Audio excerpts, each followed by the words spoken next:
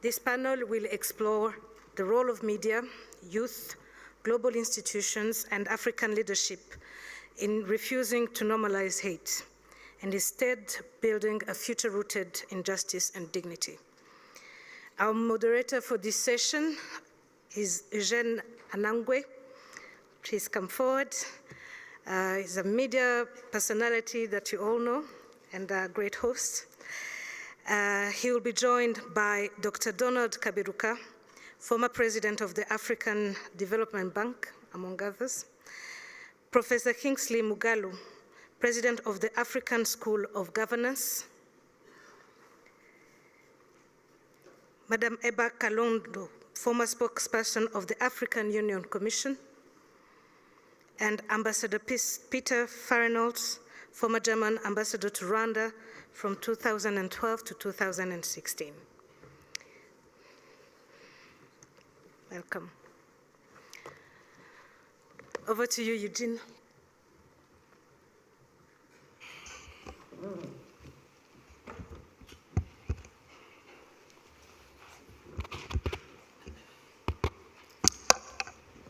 All right. Thank you.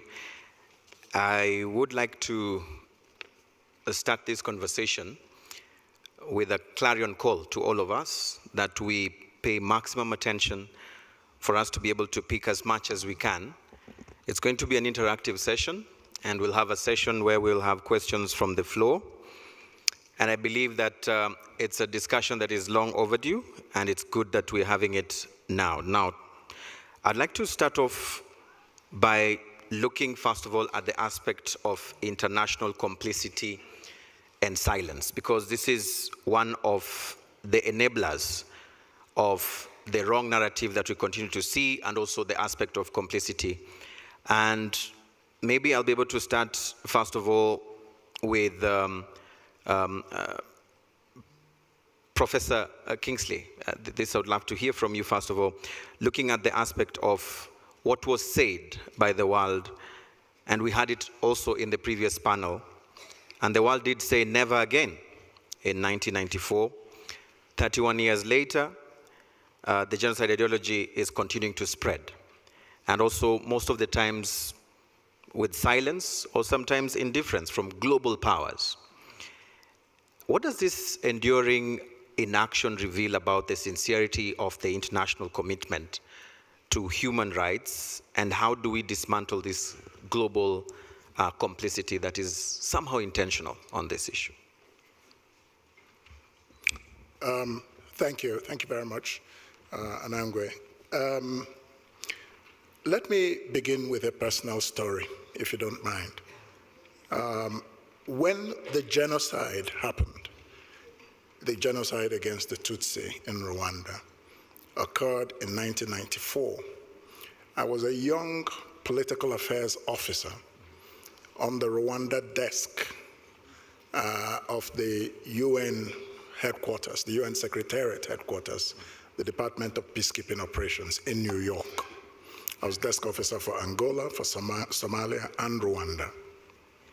And we were so frustrated at the resistance, even to calling what was going on genocide. Why did this happen? And, you know, many people blame the Secretariat of the UN, but the Secretariat is a servant of the member states. And at that time, the most powerful member state, which was the United States, did not want to intervene. They did not want the UN to intervene, and they stopped the UN from intervening in a muscular way. We had UNAMER, but, you know, there were a few countries that had the courage, of which my country, Nigeria, was one of them, in the Security Council to call, you know, a spade and say what was going on was genocide. Nigeria stood up to do so. Karel Kovanda of Czech Republic, I believe, and Keaton of Australia. It's a long time ago, but I remember these three.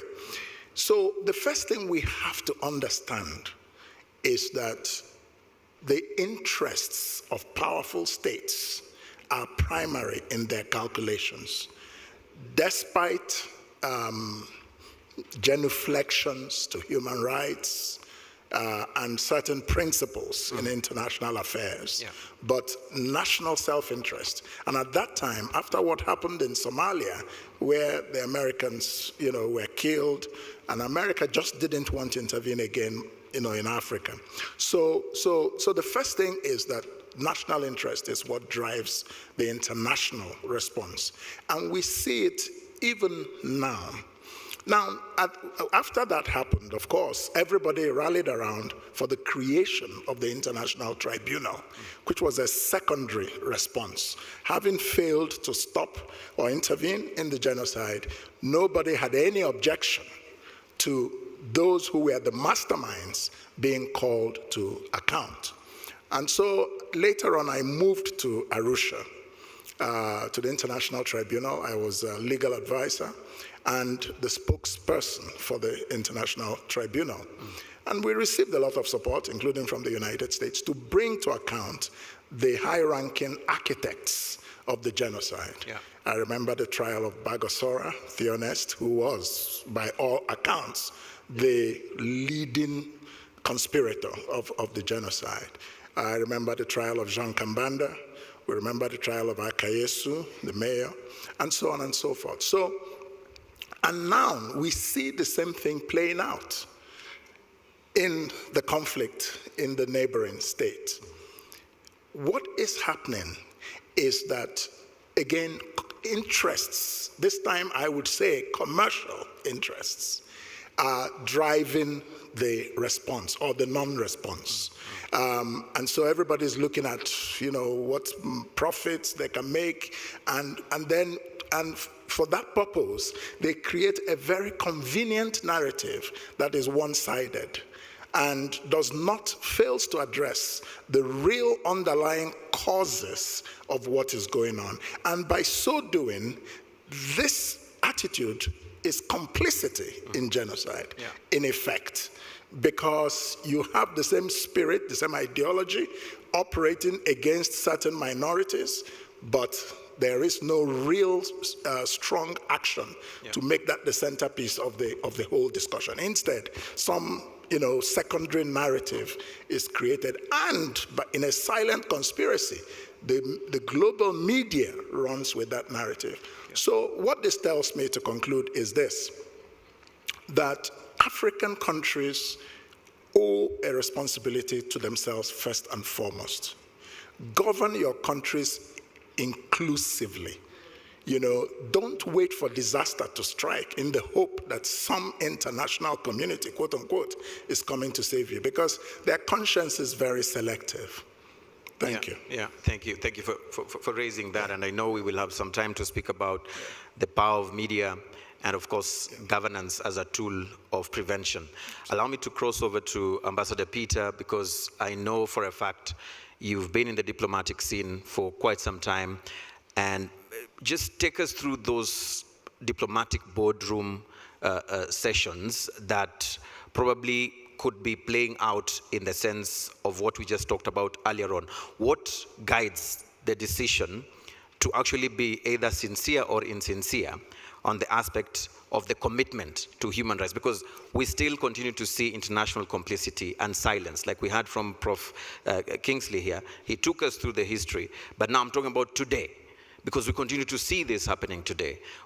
What usually happens? Most of the time diplomats will say, our hands were tied. What is usually the situation? The button I have to press now. No, thank you. Yes, I just want to start off. I'm very happy to be back in Rwanda after some years, and I'm retired now, so I only speak for myself. I remember April '94. I was a very young diplomat in Japan, and we had almost no news about this genocide against the Tutsi. There was there was no internet then, obviously. We just had some news on the television, some troubles in Africa. That's all, you see. And that's important to understand that before the age of the internet, information. It was difficult to get information out of these conflict zones, right? At the present, we can follow exactly what's happening in Sudan because internet seems to be working there, or satellite internet, and so much news is getting out of Sudan, so you can build it. But then, of course, there was only television and newspapers, right? So, in that, we did not know what was happening. So in Europe, maybe Europe was so much closer to Africa. So I don't know what happened then, but you see, there was not much knowledge about things in Africa. There was not much understanding, and also there was not so much commitment. We just came out of the Cold War. In the Cold War period, it was very one-dimensional. You were either for us or you were against us. If you were for us, then we would be more willing to help you.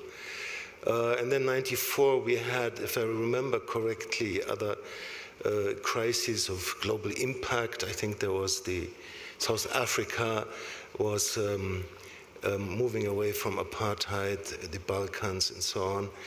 And this is no excuse at all. You know, I met General Dallaire several times when I was stationed in Canada. I had long talks with him. I read his book too. And if we understand that how little it would have taken to stop this genocide, at the beginning, the UN mission, the peacekeeping operation, was still strong enough. Yeah. With clear instructions, some reinforcements, this genocide here could have been, probably could have been stopped, okay? Now, what happens, something like this, if I imagine being at home, the news come in, the newspaper reports, people will sit down and try to understand what happens. Also, the embassies were evacuated within days from Kigali. So effectively, the flow of information was cut off, right? This does not excuse all the information before the genocide broke out. This has all been documented. Everybody should have known what was coming. We had all this information, you know, the preparations, it was mentioned in the first panel, but it was not acted upon. But after the genocide began, there was very little information coming out, okay? And so governments, some powers had obviously had interests here. Many others did not.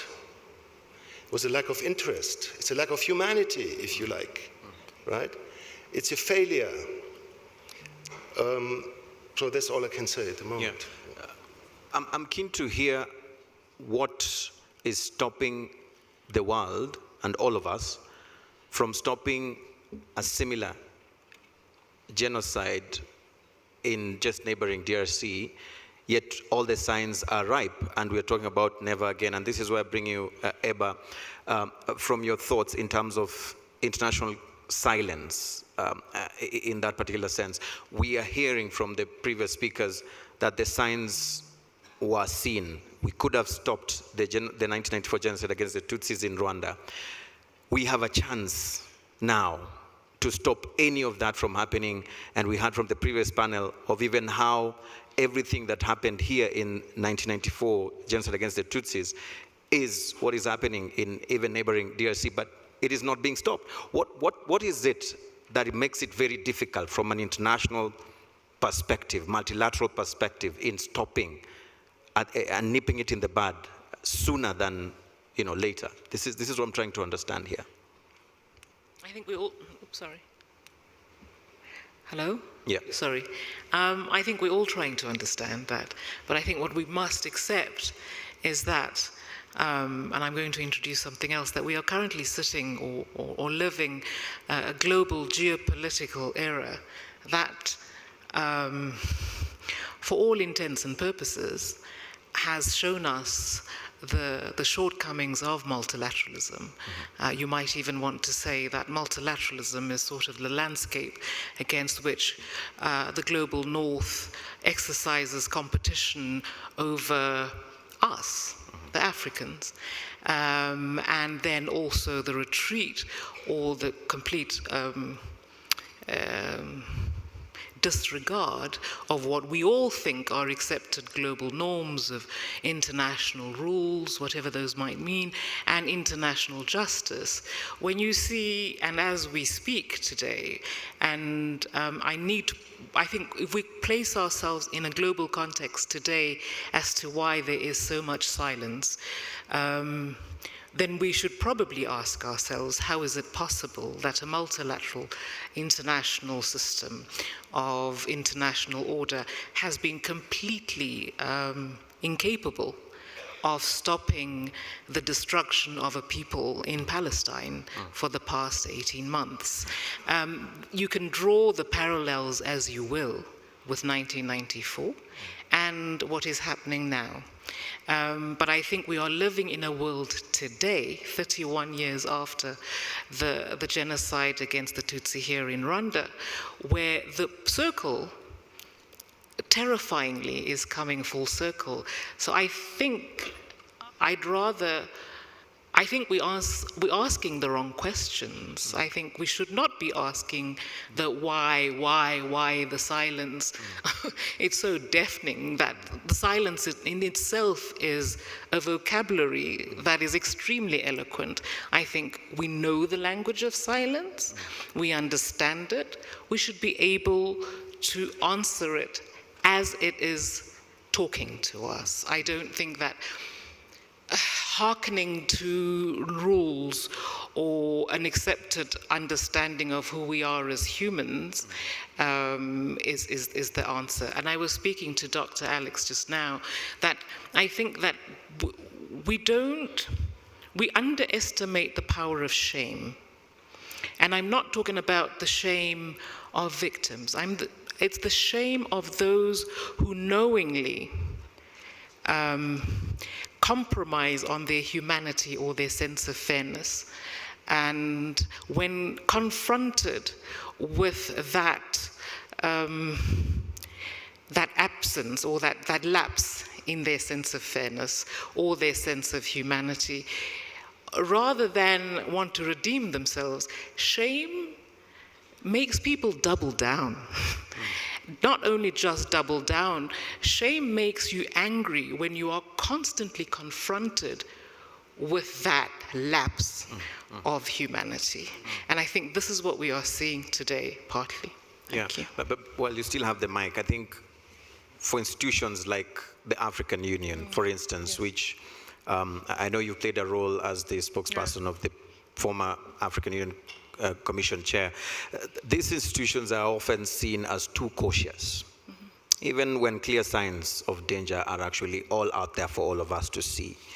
How can such institutions, transform themselves into more courageous? We're looking about proactive forces that can be able to defend truths, regardless of how bad it pinches or which side it pinches.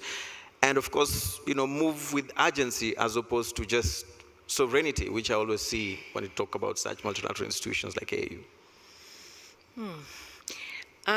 You're absolutely right. And I think Professor Kingsley said it quite succinctly. He said, intergovernmental organizations, of which the African Union is one, are a microcosm of their national governments. And they are not run by their secretariats or the commission per se. The African Union highest decision-making body is its assembly, which are the heads of states. Yeah. And then you've got the commission, which is supposed to be its executive body. And you're absolutely right. I think the African Union is a very unique intergovernmental organization. And I think it was at the time, in 1994, tried.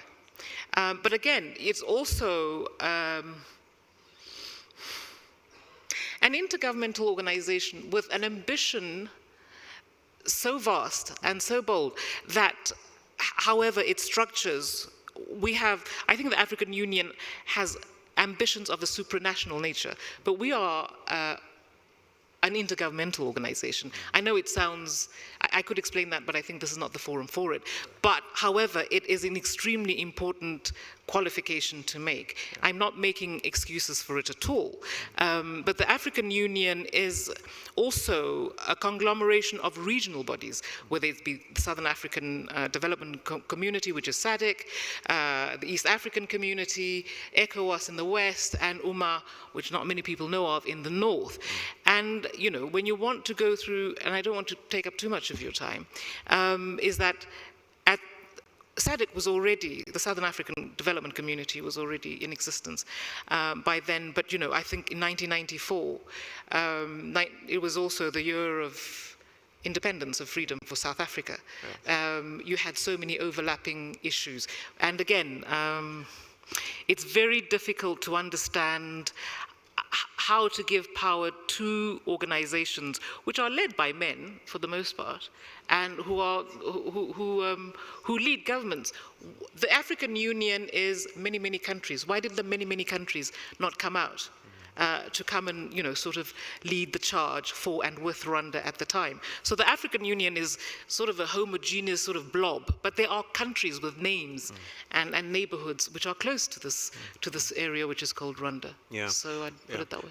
I know both of you want to come in, but allow me to bring in Dr. Kaberuka, because I'm sure he's been listening through when we started. And Dr. Kaberuka, for you, it's very crucial for us to also touch on the nerve of one of the other things that promotes this driving of the wrong narrative and also pushing complicity, and it's what we call economic dependence and the politics of aid. It comes out so strongly because we've seen how aid has been used to maintain influence, silence difficult truths, and avoid justice. My question would be, how can African nations move from this level of dependency and be able to push for self-reliance? Like we've seen Rwanda say, look, we don't care. We'd rather not have your aid, but we'll stand on our feet and not on our knees. I mean, just talk to me a bit about that aspect. Thank you. Thank you.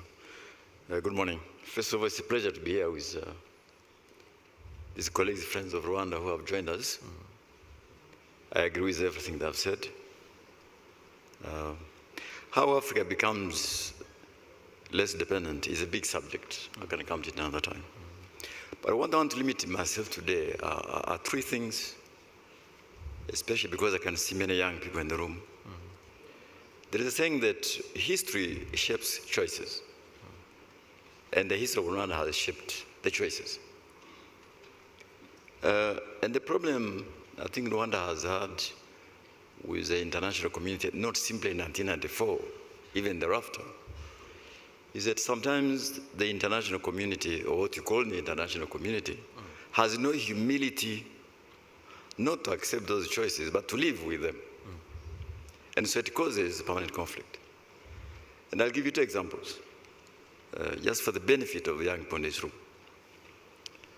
In 1994, the new government of Rwanda inherited a debt of $1 billion, just under $1 billion. This fact is not well known. And that money had been borrowed by the previous administration in the last 4 years of its life. It has doubled the debt for the country.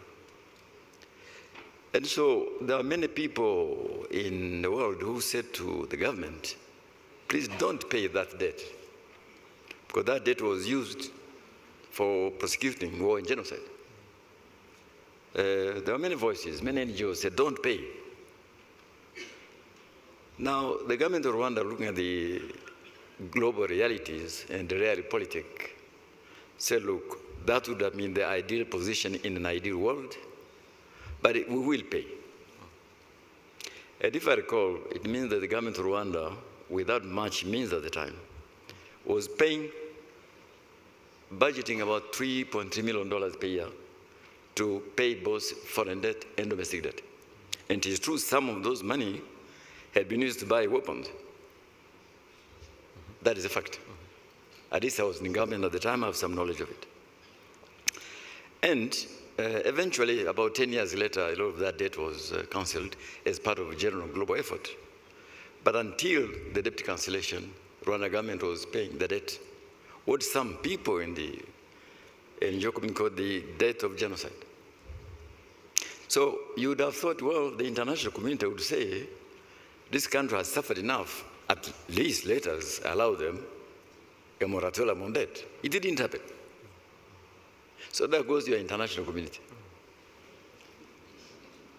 Or what remains of it. Now let me give you a second example. So in those days, the administration did not have much capacity. So our friends from the UNDP and the World Bank would convene meetings in Geneva, what they call the donors meetings in Geneva, and to try to help the new country administration rebuild itself. Now, incredible amounts were announced, incredible pledges in billions, all right? Mm-hmm. But two problems. To go from those billions of pledges to commitments to actual disbursement, there was a factor of 1 to 10. So we also grew to understand that, wait a minute, the international community is great at announcing huge, all right? It reads well for the newspapers. But actually, the country has to realize that what will actually end up in your coffers is a very small portion. But there was even a bigger problem, is that those pledges came with conditions which were extremely insensitive of what happened in the country. I'll give you just two. I don't have much time, but I thought I should say this for the young people here. Example, because I can see the Minister of Justice is here.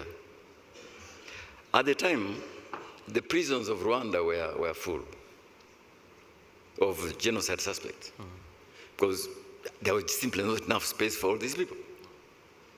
And the government was feeding them, waiting to be prosecuted through a court system which was not meant for millions of criminals. And one of the conditions which were being given in these pledges was release those prisoners. Can you imagine? Or judge them. They knew very well there's no country in the world that had the capacity to prosecute and judge millions of suspects in this condition. But they were saying, we'll give you money if you do this. Now, I'm going to say something which is not well known here. Sometimes you have to say things which... there was only one European minister, God bless him. He was from Netherlands. His name was Jan Pronk. Jan Pronk. I asked the Minister of Justice to check and confirm if I'm wrong. He came to see us and he said, look, what the international community is asking you to do is unreasonable. But we want you to get the funding, so can I help you? And he said, I was in that meeting, he said, I've got about $100 million for macroeconomic support. Would you allow us to take some of that money, build a prison in Rwanda, to help you deal with this problem, so at least you can get... So Minister of Justice, check for me. I think the government then, really, I mean, given the circumstances, agreed. So the prison was built, I think, somewhere in the southern province. Am I right? Yes. And by the way, it is being used also for some of these guys who have been trying Arusha. Those were the contradictions in the international. So I said history shapes choices, and I'm ready, if you give me more time later, I can tell you the kind of choices which were shaped by that understanding. But I just give you one. One choice the government around the subsequent over years was an acute clarity and resolute defense of its national interest. Now, a country in Africa which agrees to say, I will defend my national interest, whether it is domestic policy, social political choices, foreign policy, security policy, will always come into clash with the international community. Correct. Yeah. Because you are defining a national interest. In a way, they are not used to. And I end by telling you, I can articulate later what I mean by this. Yes, you can. Yes. But at the time Rwanda was getting on its feet, I want you to remember, Somalia was in chaos. Liberia was in chaos. Sierra Leone was in chaos. Angola was in chaos. And I can't think of in other countries. Some of those countries are still, frankly, a long, long way. But Rwanda, by making these choices I've just made, was able to make headway. It does not go down very well with the international community, because what you call the international community like you to address your problems their way. So when you have countries who say, no, I've made my choices, I defend my national interest, this, how, there, whether that is domestic policy, foreign policy, security policy, social choices, you come into clash with the international community, and that is it should be. But I'm happy to explain it out what I mean by this, but I just want to end by saying that my colleagues have articulated what happened in 1994. That has continued over the years. So if you ask me about what's happened in the great neighborhood here, what amazes me is how countries so far away can pretend to have solutions for people in the region. You'd have thought they would be humble enough to say, look, we don't know enough. Let us lead from the back. Let us ask, what do you want us to do to help you? No, they would jump to give you solutions from the front line. And is there any surprise that those things don't work? You can use threats, you can use all kind of international condemnations. But when you do that, two things happen. You become irrelevant to the solution, and you become a complication to the problem. This all happens. Thank you. We'll come back to hear more on that. I saw Prof. Kingsley, you were raising your hand. You wanted to step in on this. I'll back up what Donald is saying, but I wanted to go back to history a little bit, again, to refresh because of the young people here. In 1994, many of us do not know or do not remember that Rwanda, the government that conducted the genocide against the Tutsi, was a rotating member of the UN Security Council. We often forget this. And so in the council, when I would go for meetings of the council as a political officer on behalf of the peacekeeping department to cover the meetings, the ambassador of Rwanda at the time in the council was saying, of course, there is no genocide going on. And many countries, part of the complicity was that many countries used that as a cover. Well, the ambassador of the country is denying this. We respect member states. So what are we to do? Meanwhile, then you had Nigeria, Czech Republic, and all of arguing against the ambassador of Rwanda about what was happening in Rwanda. So this is just one historical piece I wanted to mention. The other thing I wanted to mention is that when the trials began, like I said, everybody agreed that there would be war crimes, genocide trials, crimes against humanity, war crimes, all of that. But we found that at the end of the day, the lives of the victims of the genocide were discounted by the so-called international community. They were very focused on war crimes trials in the former Yugoslavia. And all they wanted to do was to paint a negative image of the International Tribunal for Rwanda.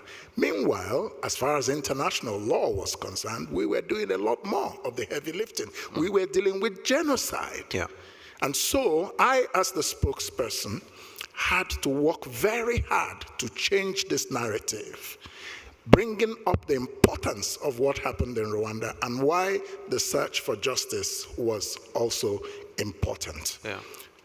Then, to conclude, let me just back up what Donald said. You see, the fundamental mistake African countries make is to continue to put their faith in some so-called international community. It's an aspirational phrase. The reality of life is that there is an anarchical international society of states. Each one is pursuing their own interests. Now, they came up with this name of the international community after the end of the Cold War. But the very nature of the international system did not change. So you have people saying that we're a community so that they will lull the unsuspecting into comfort. And everybody, you assume everybody is at the table of the community. But the fact of the matter is that some people are at the table and others are on the menu. And some are having others for lunch. So this is just what I wanted to say to back up what Donald Very interesting point to bring there, and brings me to Ambassador Peter, because I like the fact that you said now you're retired and you can spill some more, and this is where I want to bring you in on this. The architecture of aid, because maybe we've been having misconceptions or perceiving it differently from the outside. It's always been seen as a tool to actually hide or to silence the difficult truths. I'd like to hear your thoughts. I mean, just again, if you allow, take us to the boardrooms, those meetings where you're now planning this. I mean, right, but just let me take up what you said, your criticism of multilateralism. Indeed, multilateralism is struggling and dysfunctional sometimes. Also remember the genocide in Cambodia, 1975. 4 years until the neighboring country, Vietnam, intervened and stopped the genocide. I absolutely agree with that. But the global rules-based order is the only one we have, and we need to reform it, we need to improve it. And one point how we can improve it is to add in its task priorities, genocide prevention, to enshrine it even more firmly as one of the priority tasks of the United Nations and other international institutions. Another point I wanted to make about the crisis here in the region. When I look at my own country, well, diplomats know everything anyway, right? They're well informed, okay? But the general public, there's hardly any information about what's happening in the Kivus, in the normal media. You have to look for it. You can find it, yes. But then it's not in our language, it's in French or English. I think this plays a very important role. I don't know how we can improve on that. Because the brutal truth is that our politicians, or maybe any politicians, will only act if they're pushed. Out of own incentive, they have their plate full of tasks and things to do. There where there's pressure, they will act on, right? So this would mean how can we transport information, the truth and the facts about what is happening, for example, in the Kivus, into, for example, my country, and to have it more widely known, and because this will create on politicians. Now, talking about aid, I read Dambusas Moyo's book, Dead Aid, and I loved it. And I remember, I don't know if I remember correctly, but I remember 2012 or 2013, President Kagame said, we want to end aid. Aid is not permanent. It's something to get you started, and to accompany you, but it's not a permanent thing.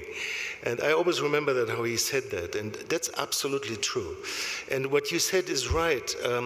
Don't depend on others. If you're in trouble, you need to be autonomous. You need to be able to protect yourself.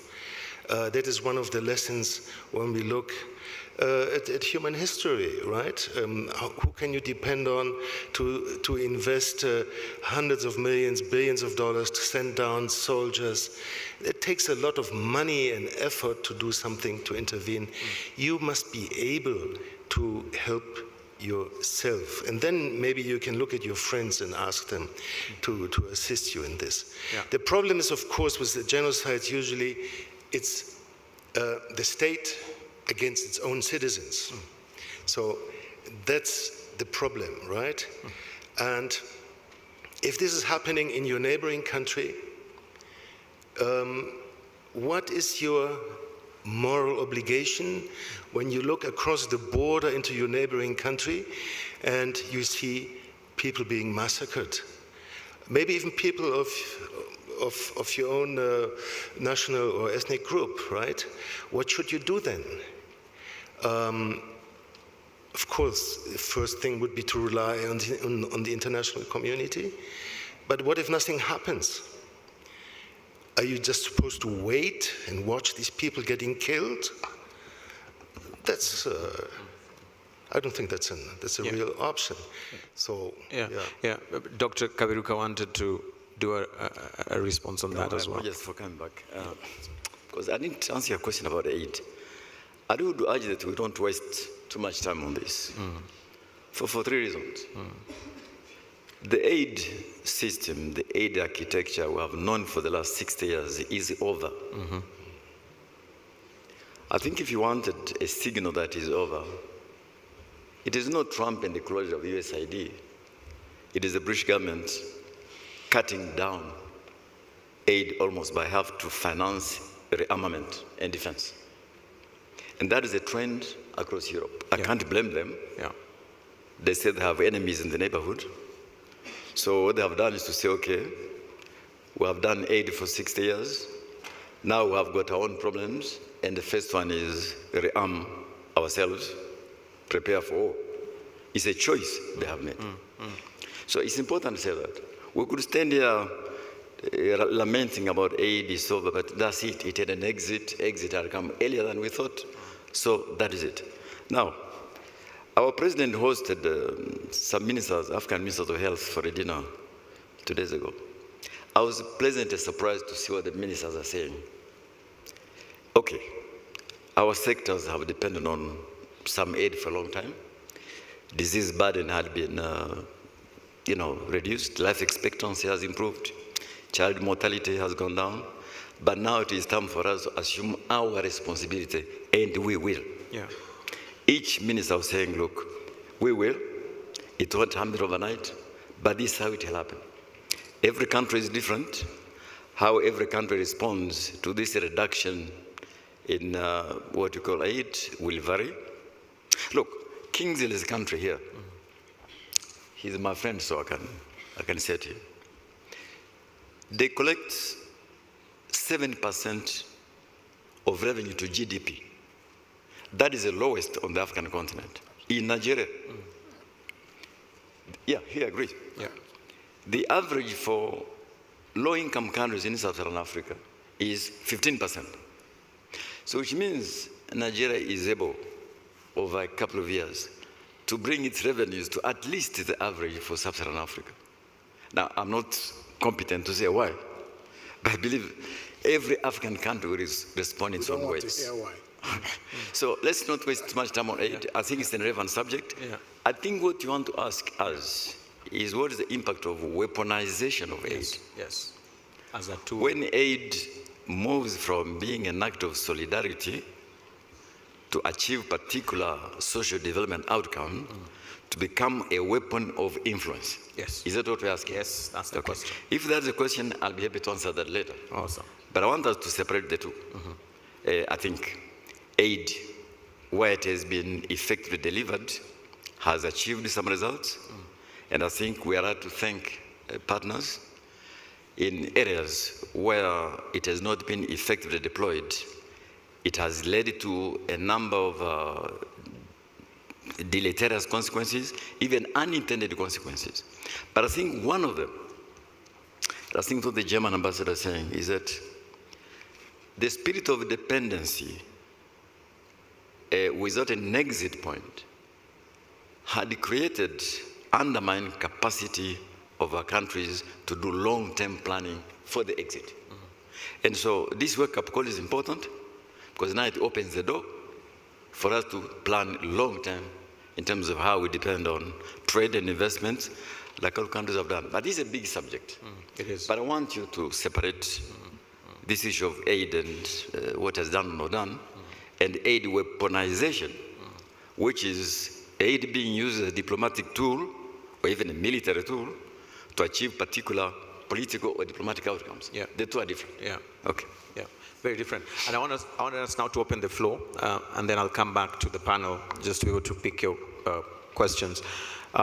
If you do have a question, I see table 18. There's someone who wants to ask a question. Please pass the mic. Please keep it short. You can introduce yourself and go ahead.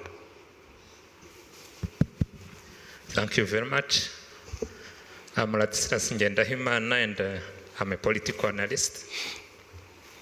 My question goes to Ambassador Peter Fahrenholtz.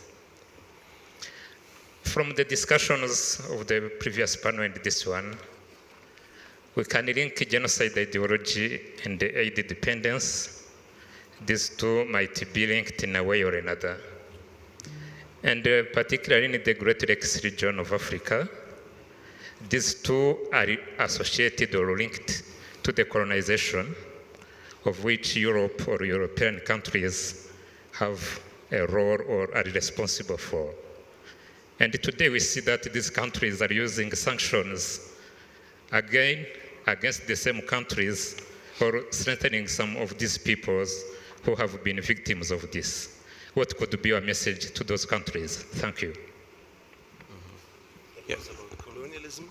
Yeah, just again, aid being used as a weapon, as a tool, the dependency on it. What sort of feedback, comment, message do you have on this?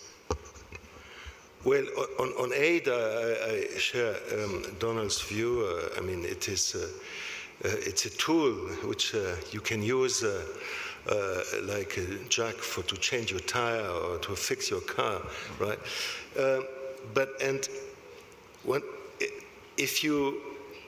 If aid is instrumentalized for political or diplomatic purposes, which happens from everybody, it's not only the West, it's also the others, right?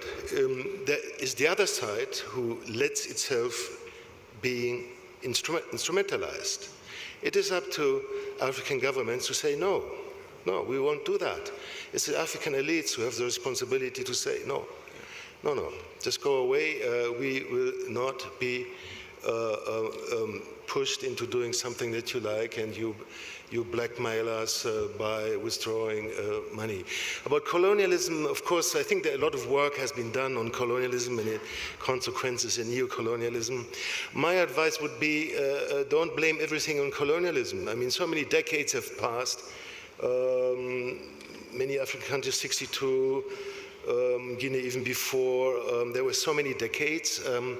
The trap is if you blame it on some outside forces, you will not hold yourself accountable. I'm not denying the negative consequences of colonialism, especially also Germany looking at Namibia, absolutely. But what is happening now is also responsibility of the nations, the peoples, and the governments in charge now. Yeah, thank you. Prof. Kingsley, you want to add your voice to that? I just wanted to quickly say that on the matter of aid, of course it's over, as Donald explained, but I want us to understand the damage that the aid system did to Africa. It is huge. In my book, it is one of the major causes of Africa's underdevelopment today, because no country in the world has ever been developed by another country. Can somebody show me an example?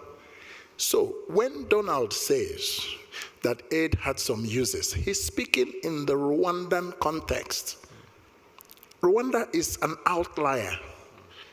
It is one of the few countries in Africa, there may be 2 or 3, that ever used aid the way it was, or let's say for its own purpose as a country. I was part of the aid system internationally in the UN, and we knew that Rwanda was a performing country. So we would put it aside. But all the other countries were not performing. So let's not take the example of Rwanda and make it the experience of Africa with aid. The other thing I want to say is that, I mean, you know, aid is simply a tool for the projection of worldviews. It's a tool for dominion and influence.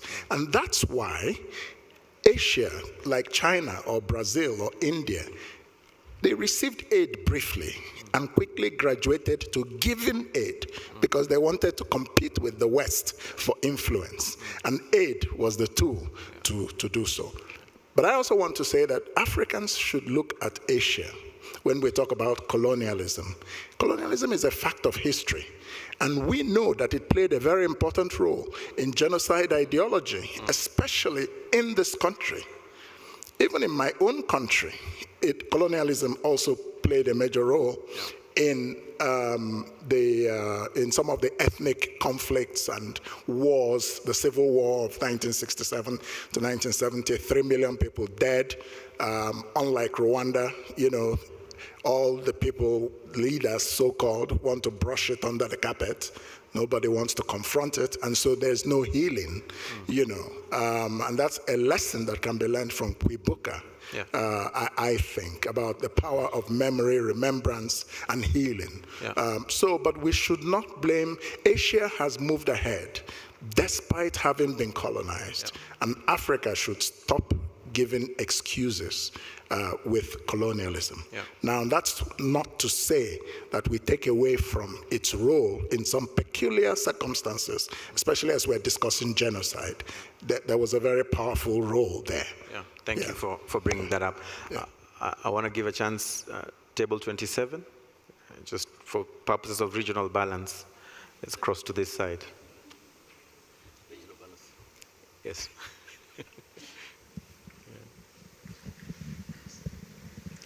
Good morning. My name is Michael Butera. I'm Chief Technical Advisor, Minister of Justice, and thank you for the great insights from the panel. My question is slightly different, and as a young person born after the genocide, the legacy of the international community that we have is one of very much selective silence and intentional complicity. And it gets confirmed every time. You know, I'm very young and I get cited on social media. So when I'm trying to scroll what's happening, most of the time you end up on X, and what you see is overwhelming evidence of what's happening in the DRC.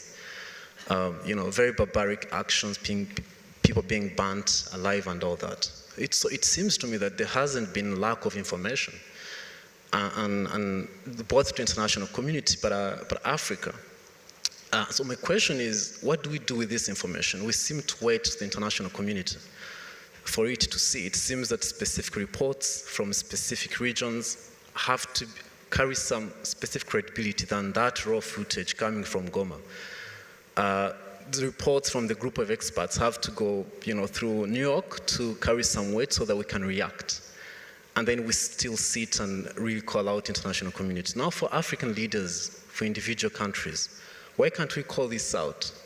And what does it take to have this narrative sovereignty, information sovereignty, that information from Africa can call for action? But it just seems that, you know, when we try to rope in international community, we're trying to say, look, we don't have that credibility as African leaders, African countries, to move forward until we move as a collective.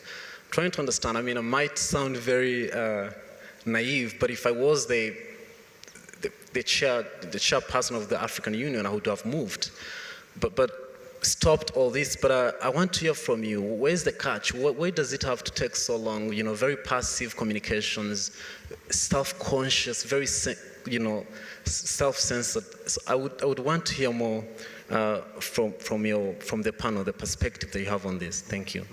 Maybe you can, while you still have the mic, I want to pass this over to you as a young person. Yes. What do you think is your role, first of all? Because you spoke about the digital space where all the propaganda is actually happening, the misinformation, disinformation. How can your voice actually, not just you alone, but young people your age, be able to be utilized in a way to actually, you know, deal with this information that we're seeing? What role do you think you can play as a young person, even before we talk about the leaders, even before we talk about the African Union? Thank you so much. So I think that young people have become critical digital narrators. We narrate about what's happening, and most of them are getting informed. So they read a lot of reports, get to hear from the people who live these experiences. And I think one of the front lines of the young people been trying to do is, pushing back on these narratives, genocide denial, clarifying what it is. So I think one of the contribution from young people, and we've seen this from young people from Rwanda and the East African region, they've been formed a very, concrete reaction points where they have this specific understanding of what happened in this country, but also what's happening in the rest of the world. To just come out with these campaigns where people push back on these, falsifications, clarify them. But again, they just seem to be limited to social medias. And action points now have to be taken by, I think, the leaders who are in these positions to act. Yeah. Fair enough. Well, that's very good. Thank you. I'll bring it back to the panel. I mean, what can leaders now do? Yes, the young people can push, but then actual concrete decisions have to be made at institutional levels, and they're feeling let down as young people from that particular note. Maybe what could be your thoughts? Maybe Ebba, I'll bring you in on this, Ebba.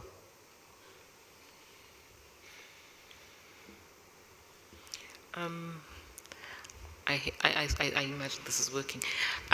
The issue of political leadership is central to all of this, and it is also central to what we should be talking about, how it is that some countries or some leaders and some political systems, the social contract that comes through the political system in countries determines how people see themselves as citizens or not, I think.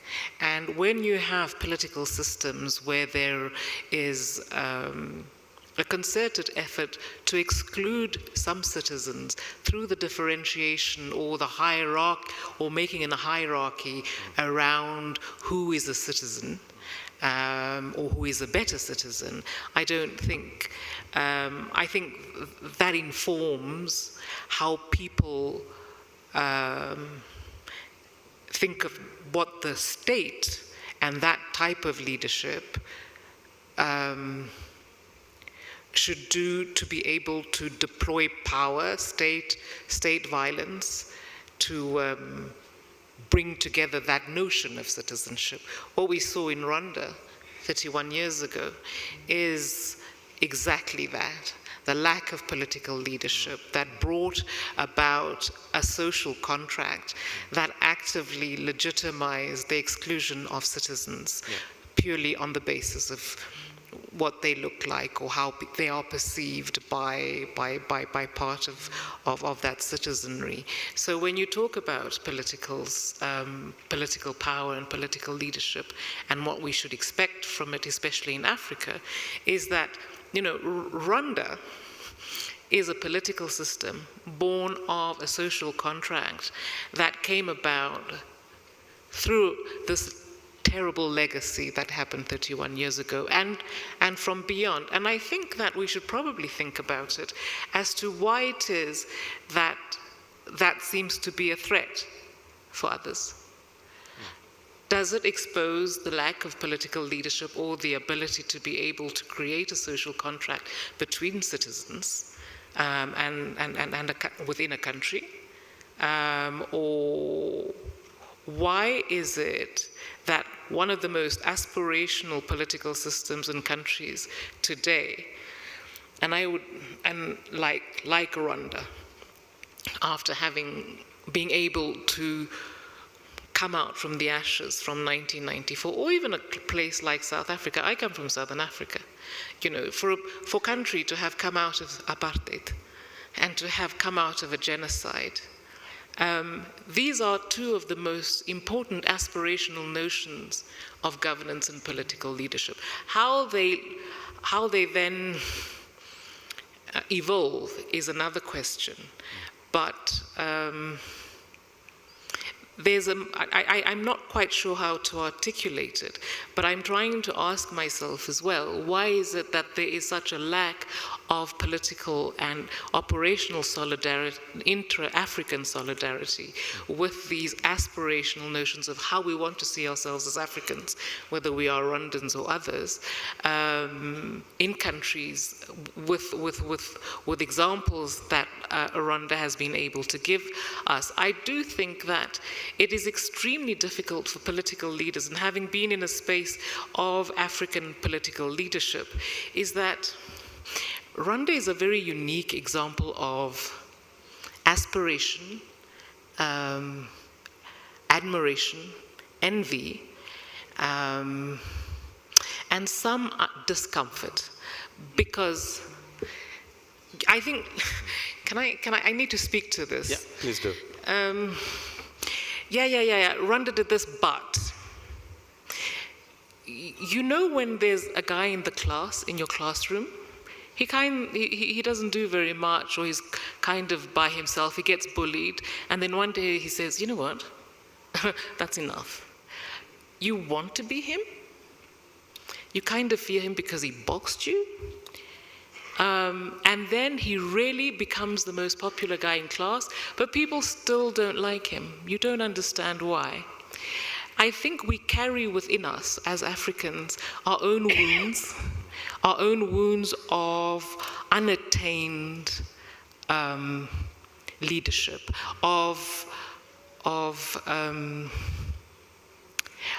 it's very difficult for leaders to come together and say, so what did you do to get where you are? And because, again, and I'm going to go left ways, power on our continent is very male. And male power seems to depend a lot on what it considers virile, and it doesn't ask for help. I think we need to ask each other for help. And Rwanda has done so much. When you say remember, unite, and renew, you can only renew if you remember. If you have the capacity through remembering to unite and then renew, some of us who kept silent, or who did nothing, or who did too little, this is where I was coming through from shame. Don't underestimate the power of shame, which hinders us and constrains us to come and ask real questions, to come together to be able to solve common questions. Why is it that Africans will come together to fight each other rather than to accept and acknowledge, or at least accept that maybe the enemy is not ourselves, and that maybe we should look to other things where the enemy is. I don't know where I went with that, but Thank I hope you. I helped. Thank you, Ebba. Thank you so much. And before I go to table 16, I saw a hand there. Professor Kingsley, your work is really well cut out at the African School of Governance. If we hear what Ebba is saying, and I wanted to understand in terms of how governance in itself can be used as a tool that is long-term for prevention of genocide, negationism, and even perpetration of genocide. What's in the pipeline for you in that sense, and how would you respond to that question? Yeah, it's very fundamental to the vision behind the African School of Governance, which is a new graduate school of public policy that was co-founded by His Excellency President Paul Kagame and His Excellency Haile Mariam Desalegn, the former Prime Minister of Ethiopia. And I was appointed the inaugural President and Vice Chancellor in October. What do we intend to do? We intend to be a game changer regarding governance in Africa. And here's how we're going to do it. The problem, we all agree, and the co-founders agreed, that Africa's fundamental problem is governance deficit. So how do you address the governance deficit? You address it by governance education for as many Africans as possible. One, to create a pipeline of future leaders, while you're also catering to the current leaders using executive education, short courses. They don't have 2 years to come and spend in a master's program, which we will have for young mid-career professionals.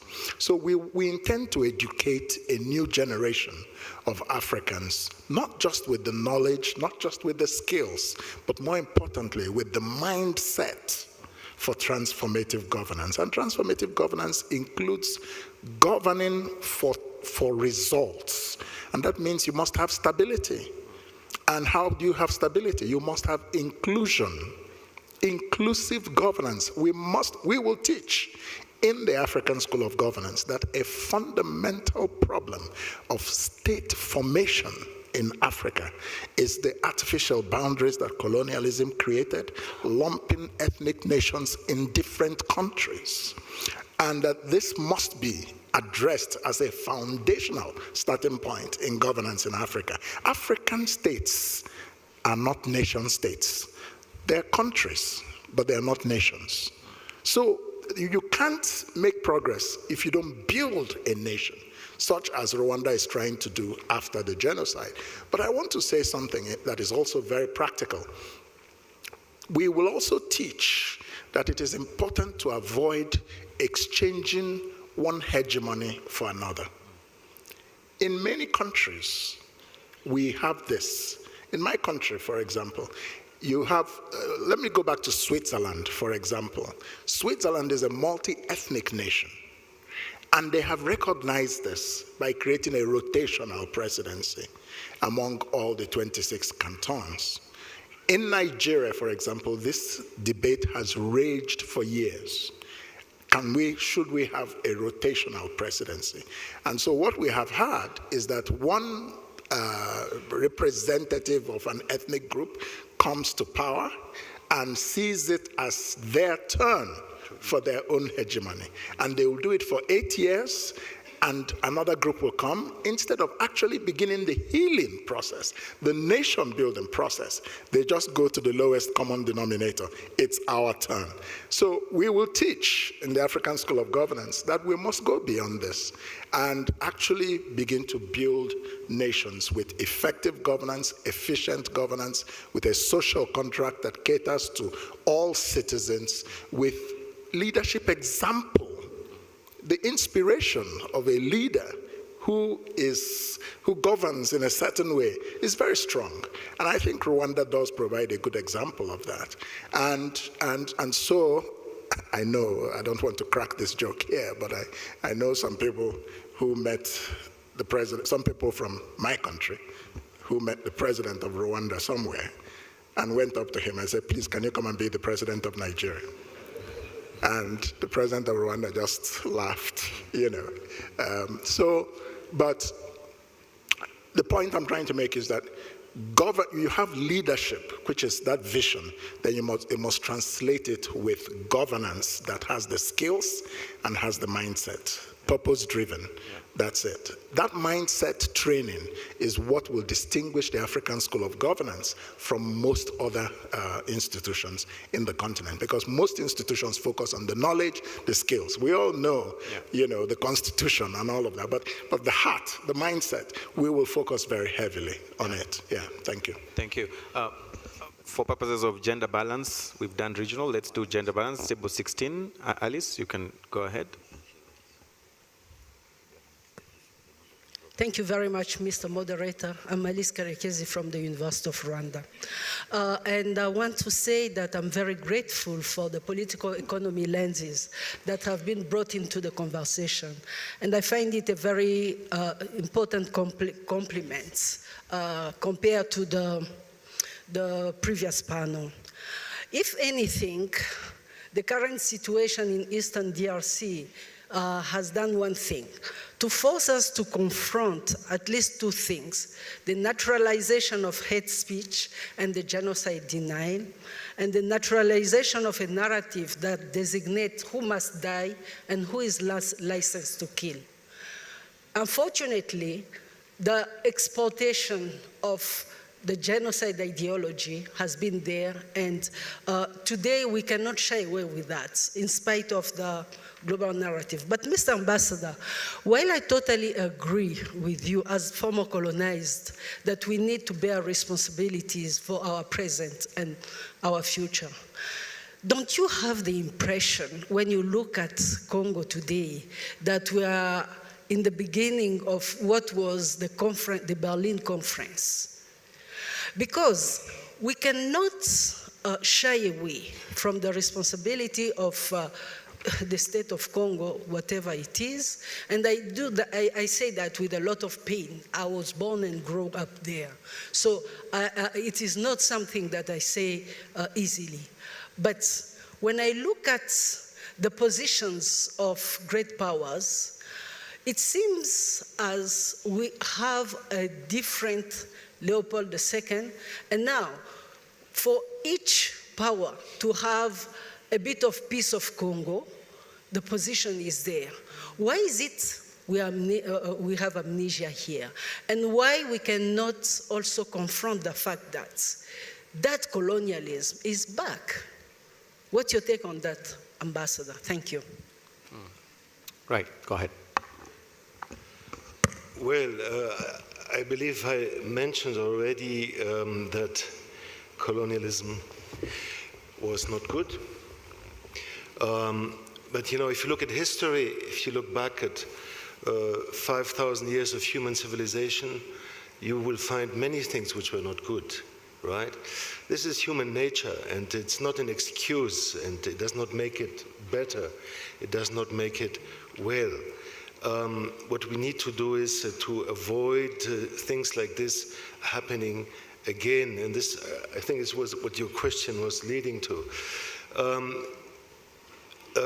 If we talk about neocolonialism, well, it's, for me as a German, it's difficult to grasp because I don't think my country has any neo-colonial ambitions. We come out of the 2 world wars, Holocaust. We are quite aware of our responsibilities and we are trying our best. What we try to do is to have win-win situations, to do business together, to work together economically. Yes, we also try to do effective development assistance with all its deficits. But what I'm afraid of is that we are now moving into a new period of confrontation of global powers. We came out of the Cold War in 1990, and then we had 3 decades, and when some people even postulated the end of history, but the history never ends, you see. And now we have challenges, and we must be very careful to navigate this. We don't want to go back to a situation where we look at another country, another continents, and we value them if they are for us or they are against us. Are they now more for the others, or are they more for us? This is something that we need to avoid, but we can only avoid this if we renovate the rules-based international order, because there's no alternative. If we drop this, if this multilateralist system weakens or disappears, we will be back to where we were in the 19th century, basically, simplistically, right? So we need to work harder on international cooperation to improve the multilateral system, the global institutions, United Nations, African Union, other continental organizations and regional organizations, and to give them more, even maybe more powers, right? In Europe, we ended centuries of conflicts and wars by putting aside national pride and many of our interests.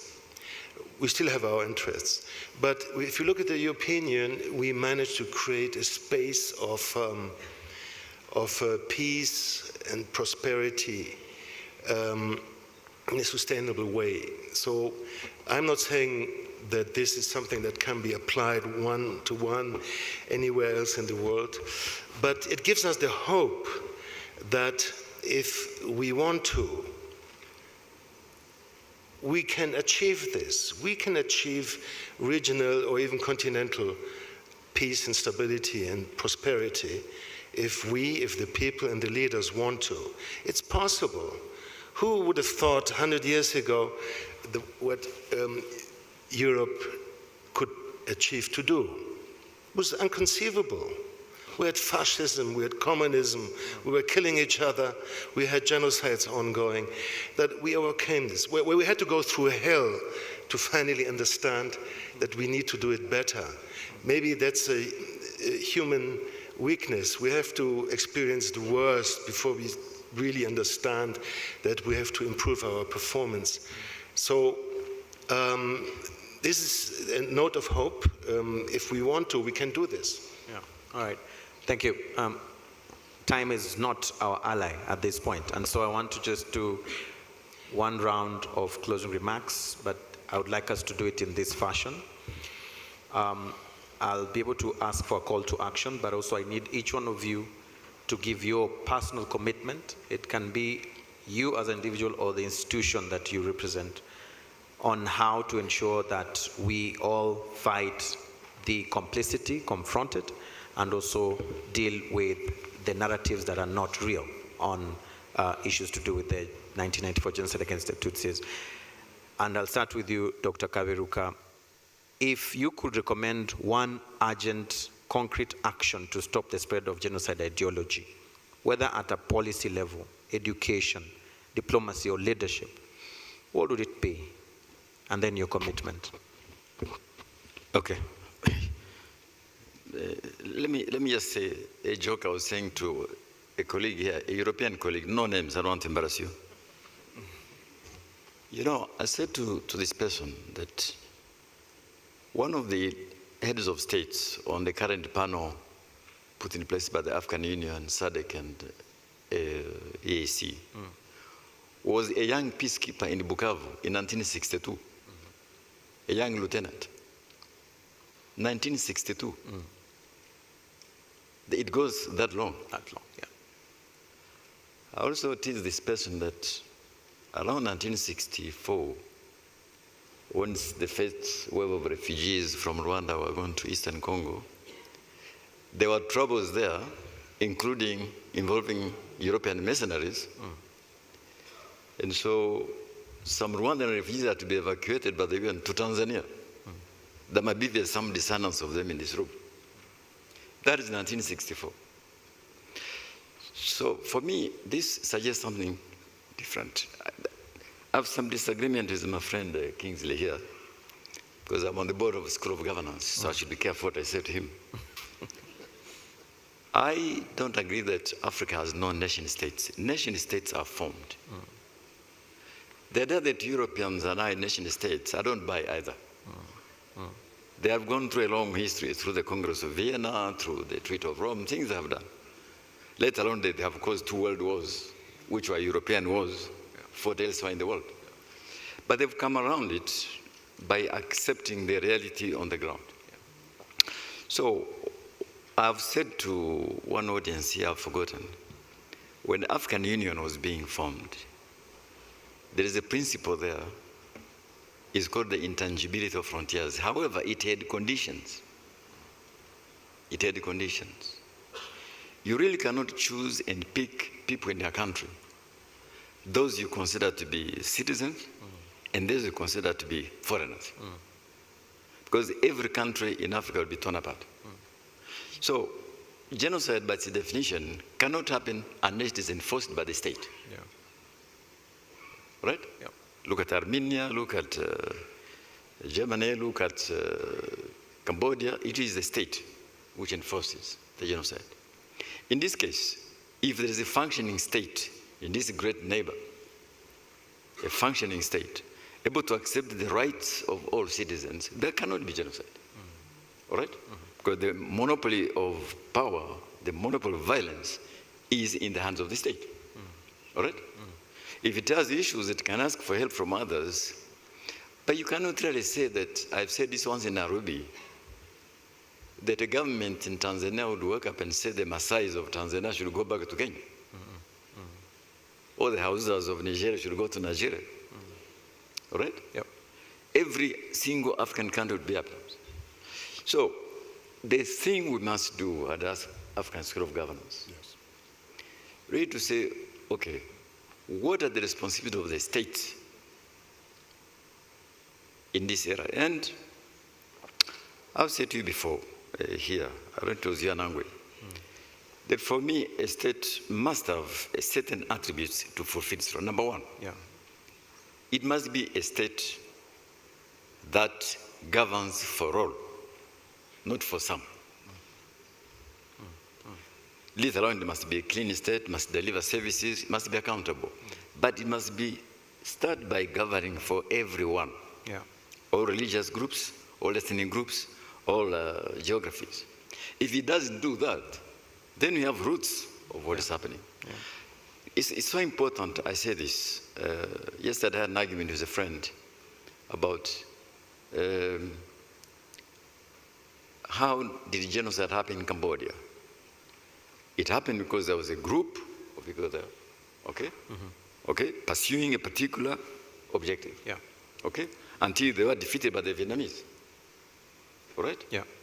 I know the Vietnamese were attacked for going to Cambodia. It's a long story. I don't want to go there. But I just want to say genocide can only be stopped by a functioning state. If there's no functioning state, all right, and that state then facilitates genocide, that will happen. But number two, which I really want to say, because you have asked for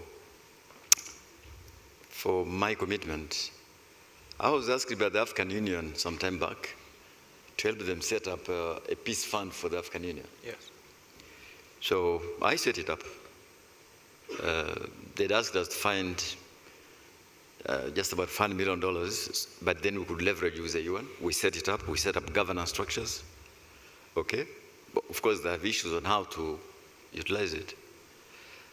But what I find discouraging that African countries today are still dependent on foreign countries, even for simple things we should be doing.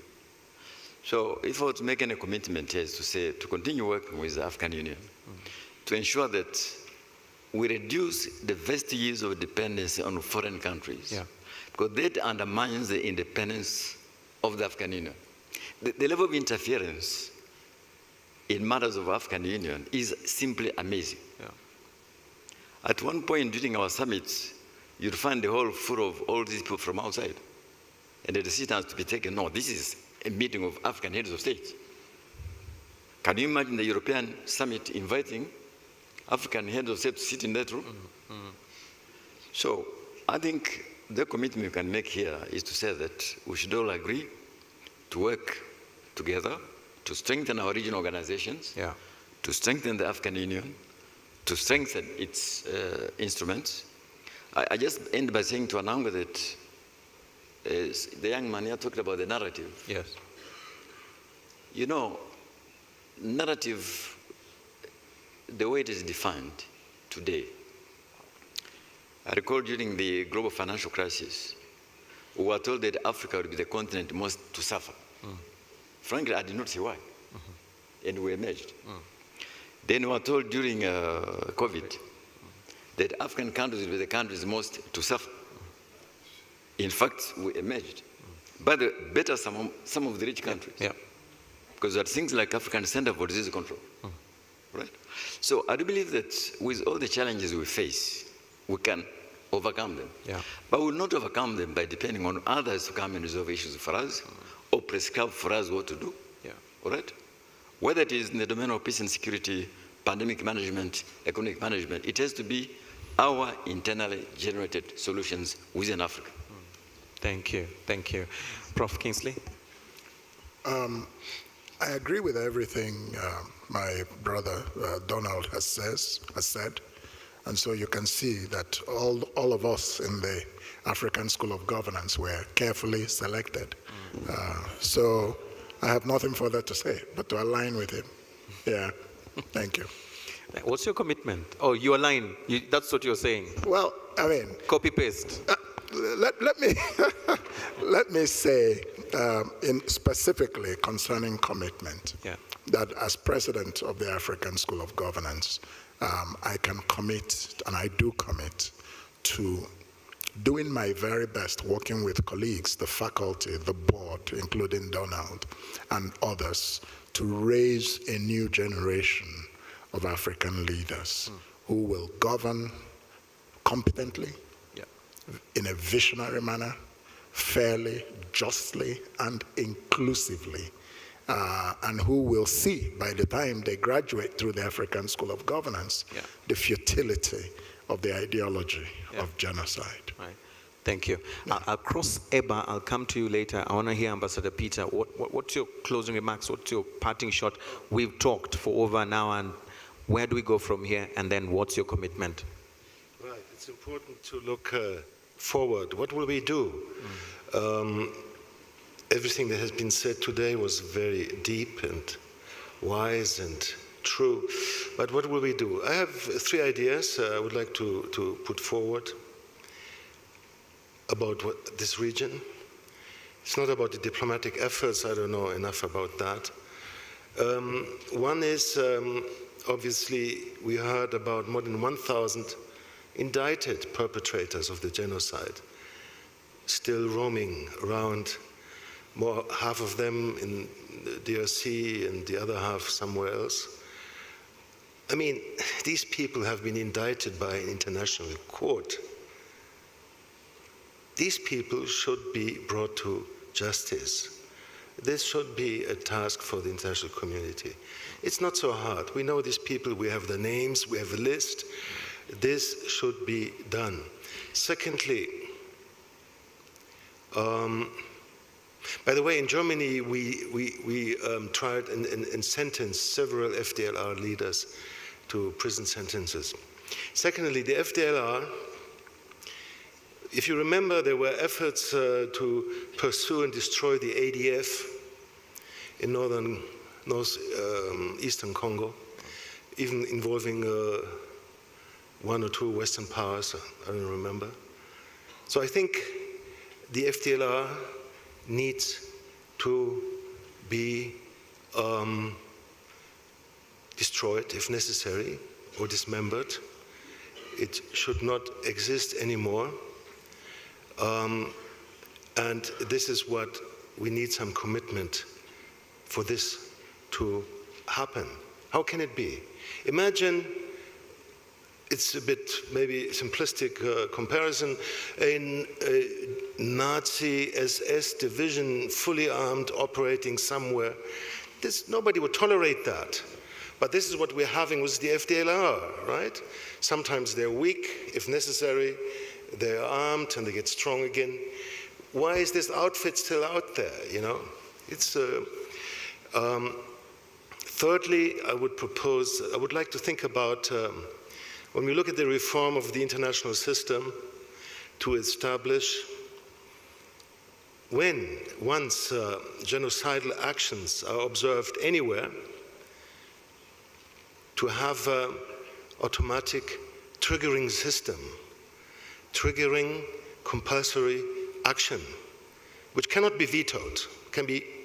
It's compulsory for the international institution, be it the African Union, for example, or United Nations, or whatever other regional organization, continental organization there may be, to follow up on this immediately.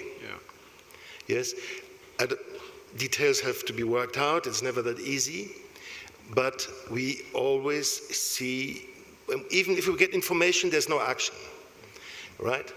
So if we have an automatic triggering mechanism to at least send missions to find out exactly what's happening on the ground and even take further action, and without any veto possibilities by the Security Council, this may be helpful. Thank you. All right, thank you. What's your commitment? Just one line. Commitment? Well, you know, I'm just a retired civil servant, but I will do whatever I can. I like the people in this region, and I spent several years of my life here. I even grew up 3 years in Sudan when I was a very small child. I've worked in Ethiopia, I've worked in Eritrea, I've spent more than a year in Nigeria.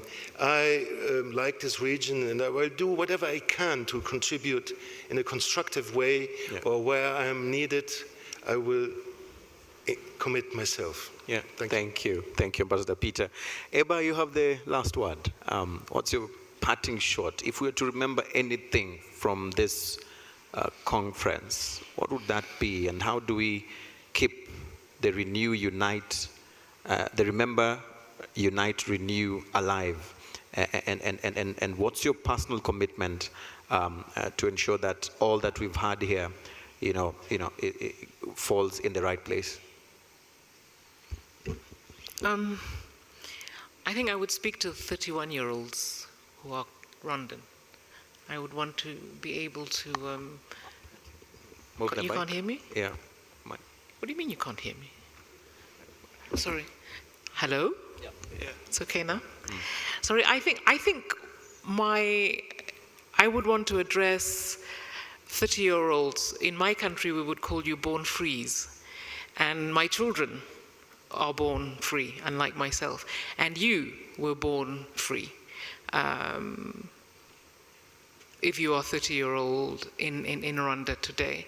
And I've been thinking about what you might think of what remember, unite, renew would mean for you.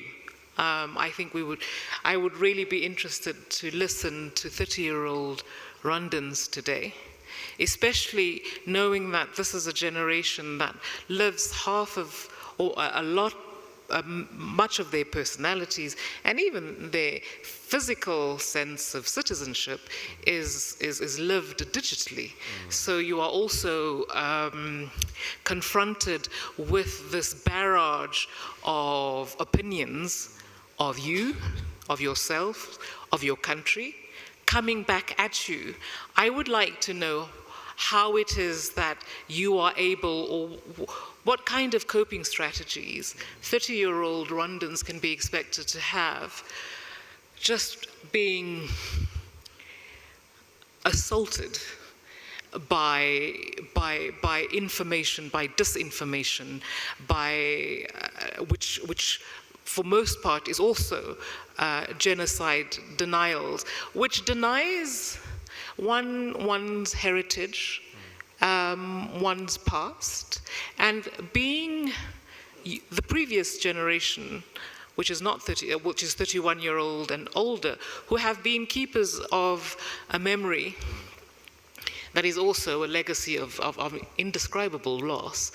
What does a 30-year-old Rwandan today take forward or define what it means to go forward from being a keeper of memory and liberate yourself to be something else?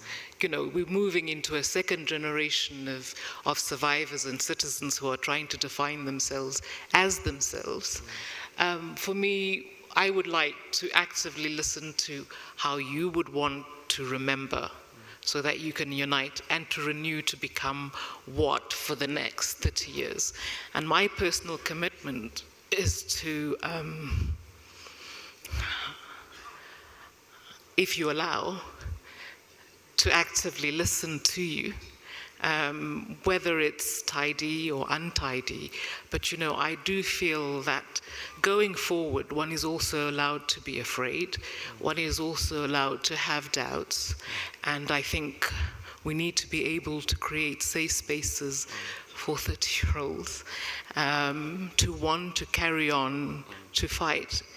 And I think the only direction is dukomeze,